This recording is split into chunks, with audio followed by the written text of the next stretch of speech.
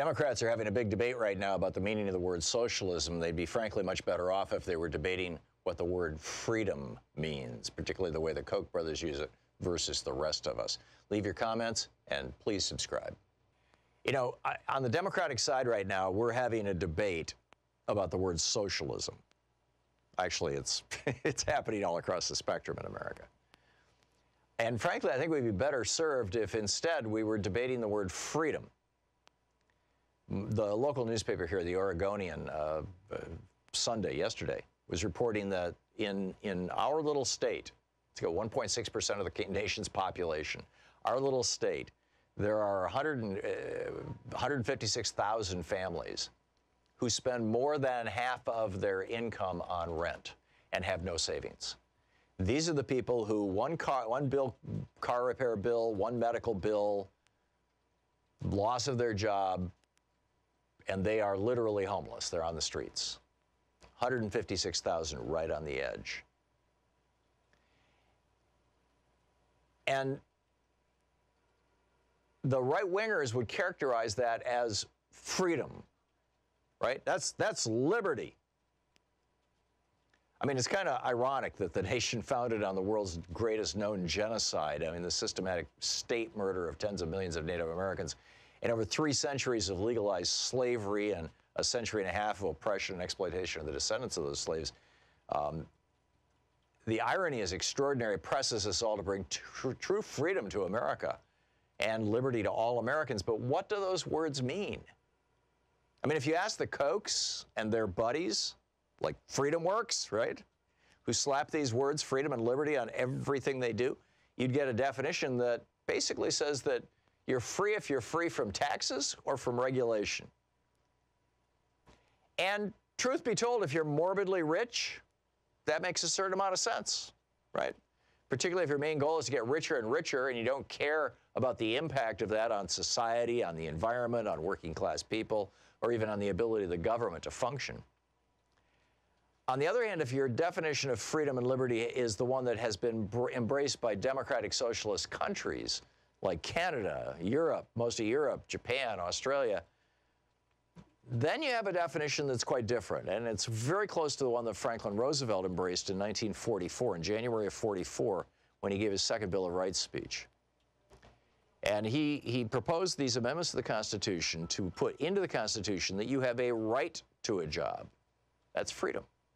That you have a right to be paid enough to live comfortably from that job. That's freedom. That you have the right to adequate food, clothing, and recreation. That's freedom. That you have the right to start a business and run it without, quote, worrying about unfair competition and domination by monopolies, end quote. That you have the right, quote, of every family to a decent home. That you have the right to, quote, adequate medical care to achieve and enjoy good health. That government, the right to government-based protection from economic fears of old age, sickness, accident, and unemployment, and the right to a good education. That's what Franklin Roosevelt laid out. And he said, with all these rights, that's what guarantees the American notion of freedom. In fact, he said all these rights spell security, and he added, quote, America's own rightful place in the world depends in large part on how fully these and similar rights have been carried into practice for our citizens. For unless there's security here at home, there can't be lasting peace in the world. Now, all those other nations that I mentioned, in Japan, China, Germany, France, Spain, Italy, the United Kingdom, I mean, you name it, right? The developed democracies, they all believed in what Roosevelt said, and they adopted pretty much everything that he proposed for the United States, put it into their constitutions or put it into law. Now, in the United States, if we go back a little bit, you know, FDR was president from 33 to 44 or 45, I forget which year he died. And from 1920 to 1932, we had rule by Republicans, Warren Harding and Calvin Coolidge and Hoover. I'm forgetting his first name. And it was a disaster. I mean, Warren Harding campaigned on dropping the top tax rate from 91% down to 25%, which he did. He campaigned on privatizing government functions, which he did. He campaigned on reducing government regulation, which he did. And it led straight to the Republican Great Depression, which is what they called it up until after World War II.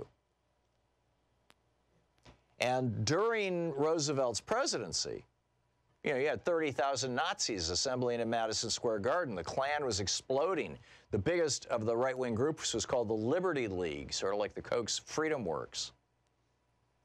And so after he gave that speech about freedom, or in that speech about freedom, he went on to say, Franklin Roosevelt, the grave dangers of rightist reaction in this nation, if history were to repeat itself and we were to return to the so-called normalcy of the 1920s, then it is certain that even though we shall have conquered our enemies on the battlefields abroad, we shall have yielded to the spirit of fascism here at home.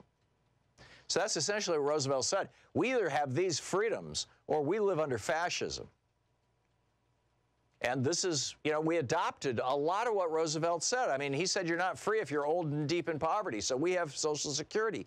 He said you're not free if you're hungry, so we have food stamps and SNAP. He said you're not free if you're homeless, so we have housing assistance and homeless shelters. Although the Republican Party wants to gut all of these things. He said you're not free if you're sick and can't get medical care. So we have Medicaid, Medicare, and Obamacare, although the Republicans want to gut all those. Roosevelt said you're not free if you're working more than 40 hours a week and still can't meet basic expenses. So we have minimum wage laws and the right to unionize, although the GOP wants to gut both. He said, Franklin Roosevelt said you're not free if you can't read, so we have free public schools, although the GOP is actively gutting them. He said you're not free if you can't vote, so we've passed numerous laws to guarantee the right to vote, although the GOP is doing everything they can to keep tens of millions of Americans from voting. The billionaire class and their wholly owned Republican politicians keep telling us that freedom means the government doesn't do any of those things I just mentioned. Instead, as Ron Paul famously said in a Republican debate back in 2011, if you're broke and sick, you're free to die like a feral dog in the gutter. Freedom is homelessness in the minds of these billionaire Republicans. Poverty, lack of education, no access to health care, poor-paying jobs, barriers to voting.